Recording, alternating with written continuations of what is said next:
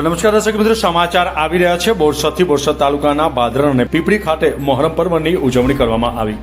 મળતી માહિતી મુજબ બોરસદ તાલુકાના ભાદરણ અને પીપળી ગામ ખાતે મોહરમ પર્વની ઉજવણી કરવામાં આવી હતી, જેમાં ભાદરણ અને પીપળી ગામ આમ બંને ગામોમાં કોમી એકલાસભર્યા વાતાવરણમાં મોહરમની ઉજવણી કરવામાં આવી હતી.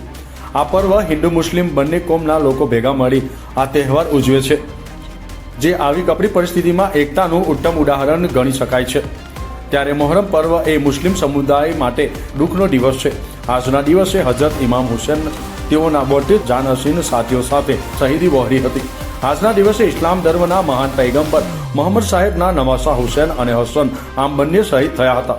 ત્યારથી જ આજના દિવસને મુસ્લિમ સમુદાય મોહરમના 9મા અને 10મા ચાંદે તાજિયા બનાવીને તાજિયાનું વિસર્જન કરીને ઉજવે છે. આ પરંપરા સદીઓથી ચાલતી આવી છે અને આજે પણ મુસ્લિમ સમુદાય આ તહેવારને મનાવે છે. જ્યારે પીપળી ગામે યુવાનો અને નાના બાળકોએ અલગ અલગ કરતબ બતાવ્યા હતા.